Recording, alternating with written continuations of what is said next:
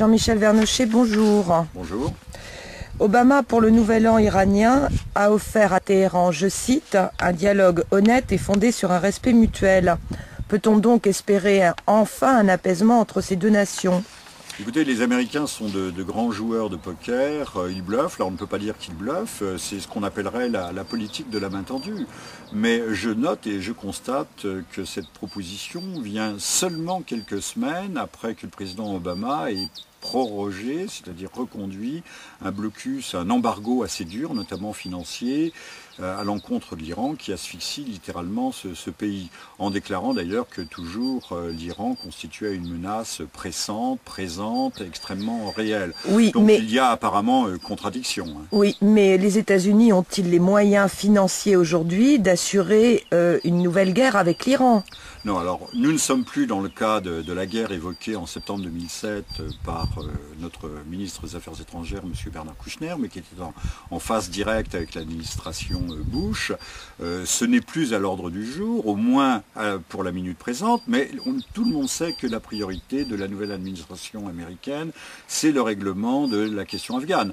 Or, peut-on régler la question afghane sans l'Iran ? Sans la Russie, d'où une politique aujourd'hui d'ouverture à l'égard de ces deux pays, notamment aussi de Moscou, puisque très récemment, Madame Hillary Clinton a annoncé qu'elle allait repartir avec la Russie sur d'autres bases, reprendre un autre pied. Donc, pour résumer, les États-Unis sont en train de temporiser.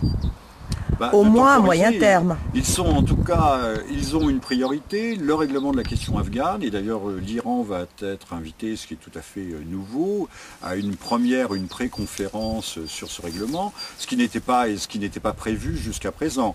Il faut dire que la diplomatie soviétique qui a été assez ferme, qui s'est durcie ces derniers mois et toutes ces dernières années d'ailleurs, puisque le président Medvedev vient d'annoncer la reconstitution des arsenaux de missiles intercontinentaux balistiques à tête multiple, ce qui a de quoi inquiéter d'ailleurs, ce qui pourrait inquiéter l'Occident au moment où viennent à terme le traité START 1.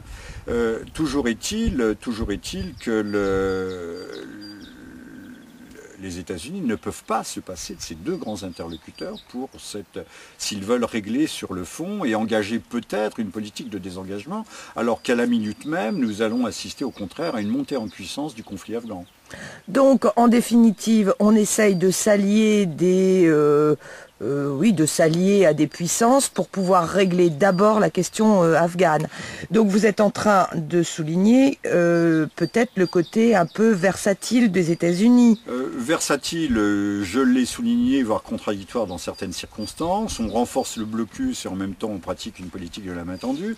Mais la politique américaine en soi n'est pas versatile du tout. Elle se donne des objectifs, elle suit un agenda, mais on peut dire que ces rapprochements, pour traduire votre pensée et répondre à votre question, ne sont en rien versatiles au sens français d'ailleurs et pas au sens américain, mais sont de la politique strictement conjoncturelle. Et structurellement, la politique d'endiguement de la Russie ou celle de réduire la menace, si tant est qu'elle existe, nucléaire iranienne, puisque je rappellerai que le président Chirac avait dit que si même l'Iran se dotait d'un armement nucléaire, cette arme ne serait destinée justement à ne pas servir. Il ne faut jamais l'oublier.